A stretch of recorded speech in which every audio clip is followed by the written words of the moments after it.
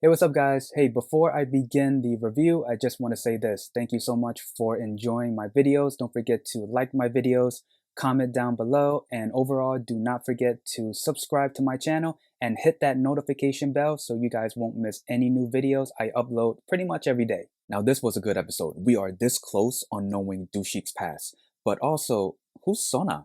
So at the beginning of this episode, we see HyeJin making seaweed soup for DuSik. It's his birthday today, and she heads to his house. She finds out that all of the locals are there too, celebrating his birthday. Later, HyeJin does give DuSik the seaweed soup. He drinks it, eats it, sips it. DuSik, as he was tasting it, he said it was good, but then we see Misun saying it's salty, it smells salty, and no one deserves it. So I mean, DuSik is acting like DuSik, being a very good person. Well, in this case, being a very good boyfriend. Later on, HyeJin and DuSik are left alone. First, there was an alcohol that DuSik told HyeJin that she would be able to drink it next year on DuSik's birthday. And this does lead to HyeJin asking DuSik, 1 year from now, what exactly does he think is going to happen? And DuSik, he doesn't really give an exact answer. He just gave a vague one, something sweet will happen. But for HyeJin, I think it's pretty obvious. And also considering after watching the entire episode, she wants more. Like anyone would want if they're in a relationship. And considering, that scene with also the topic of marriage and having kids being brought up too. And then we get to the point where DuSik is hiding his past. HyeJin knows that he's hiding it. So first, after playing golf with HyeJin's friends, HyeJin asked DuSik what made him decide to live the lifestyle that he's living right now, and she came up with guesses on what he did before living in Gongjin. Maybe he was a CEO, or a assemblyman aide, a illegitimate child from a rich family, a secret agent, a spy from the north, winning the lottery. Now he does say no to all of those guesses, but he didn't really say no to the lottery winning. His response to that was, you didn't live in Gongjin during that time. DuSik does give another vague answer, saying that he had a desk job, but then later on he says that he does enjoy living in Gongjin, so most likely he would not be going back to Seoul anytime soon. Probably not even in the near future as of right now. But then we see DuSik looking at the suit jacket. Then we get a flashback. We see DuSik coming out of a changing room, wearing a suit, talking to a woman named SeonAh. I was thinking wife or ex-wife, but now I'm not thinking that anymore after I saw the picture of her again at the end of this episode. A sister? Maybe? I want to talk real quick about Hyejeong and Young. First, Young, he realized how much of an ass he was. And after realizing that, he tries to help Hyejeong. For example, washing the dishes, catching her when she fell, when she was about to put tape on the window. There was a typhoon coming, and they had a serious talk. And this is where Jungkook said, you deserve to be with someone else. You deserve a happy life. That guy you was talking to the other day, he seemed like a decent guy.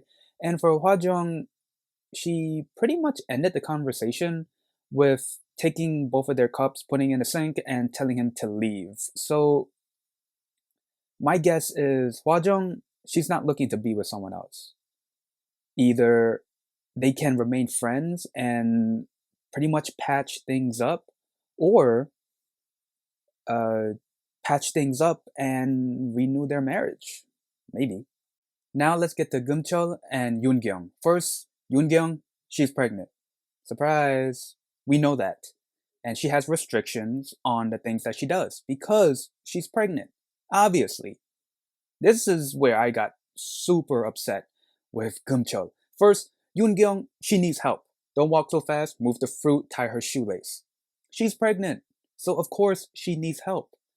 When Yoon asked him to tie her shoelace so she can go to the bathroom and she doesn't trip, his response was, well, first he nagged a bit. Then he said, why would you ask me to tie your shoelace? I wasn't yelling at the screen. I was more of grunting, yelling, a little bit of whispering too. I was like, "Ooh, she's pregnant. She can't bend down." And then, surprise, surprise, Yoongyung's water broke. HyeJin and DuSik are helping her. They ended up at HyeJin's house. Cheol hears about this news and rushed to HyeJin's house to be by her side. And what was so funny was that as she was pushing out the baby, she was also grabbing Cheol's hair and basically nagging to him how he wasn't helpful and all of that. And I remember HyeJin said, "Hey, don't use all of your energy on him, use it on pushing out the baby." And then after the baby was born, Gumcho, he realized he's been pretty much an idiot and promised to be by her side. What was really cute during the pregnancy was Bora. She woke up crying for her mom, and Ijun, he was there to comfort her, and they were basically praying for Bora's mom to be okay after giving birth. I thought that scene was so cute. Now we're at DuSik's house. After helping Yoon give birth to her second child, we see HyeJin and DuSik laying in bed. This is where HyeJin asks DuSik, "Hey, have you ever thought about having kids?" And for DuSik, he does give some sort of an answer, sort of, but also kind of falls asleep to avoid the question. He says, "I'm not sure, not really thinking," then falls asleep. HyeJin knows that he's been giving some vague answers and it's kind of BS at this point. And so what she does is wake up, walks around the room, sees some of his books, pulls out a book and finds a photo of SeonAh, her husband, and a baby.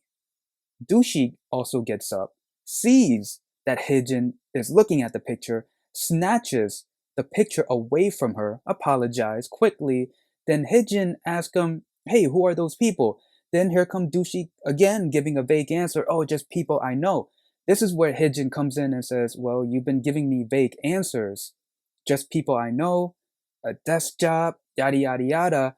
This is where HyeJin tells DuSik that she's pretty much an open book in their relationship. Meeting her dad, her stepmom, seeing her act drunk. She's pretty much doing her part in their relationship. And DuSik is not doing the same thing. She wants to know more about him, know more about his past, because she dreams about those two becoming a family, getting married, having kids. So she tells him, "I don't know you anymore. I don't understand you." And this is where DuSik responds with, "I don't know either." Then we get to the very last scene. The very last scene is with DuSik, Bora, and Ijun. Bora brought up that DuSik refused to take care of Sum Sum in the past because he was not ready to say goodbye. I'm going to talk more about this in my impression on this episode. So if you guys want to skip to that, there should be a timestamp in the description box. So, and now the last thing I'm going to talk about is Seong Hyeon. He's still feeling a little bit down. He still feel a little bit hurt that HyeJin did pick DuSik over him, but that's not the main issue. The main issue is Jiwon. He even admitted himself that he lost his appetite once he found out that Jiwon was leaving. And real quick, one interesting fact: when Seong Hyeon was at DuSik's house, remember that they were eating chicken, and remember when HyeJin wrote her name on a sticky note and stuck it on the alcohol jar, and DuSik told her that she'll be able to drink it next year. I'm surprised that the writers didn't make Seong Hyeon see her name on that jar, and I'm glad that they didn't, because remember, Seong Hyeon, he needs to heal from getting his heart broken, but also he needs to heal from Jiwon's situation thing. So again, I'm glad that he didn't see her name, because if he did, well, pretty much it's just recycling the same feelings again. So my impression on this episode, this was a good episode, a good starting point for us to know what is DuSik's past, what's his dark secret, the reason why he's avoiding HyeJin's questions and giving vague answers, the reason why he's not going back to Seoul and living there too. Now for SeonAh, well, first I can confirm that that's not his ex-wife. I'm assuming so. She could be his sister. And relating to not ready to say goodbye, my guess is this: DuSik has been living in Gyeongjin for a long time with his grandpa, and maybe his sister too.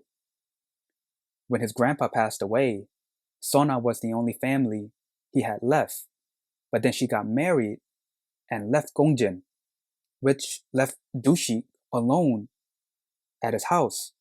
And the house, which holds all of his memories with his family, and he's not ready to leave Gyeongjin because that house was where he grew up.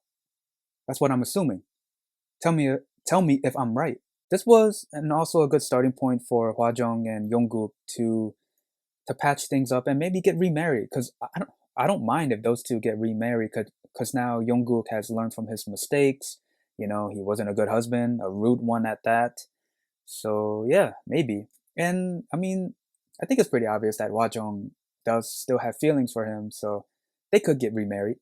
And yeah, that's pretty much the gist of the episode and my review. If there's anything I might have missed, please leave it in the comments below. Other than that, if you like this video, leave a like, comment down below, and subscribe. See ya!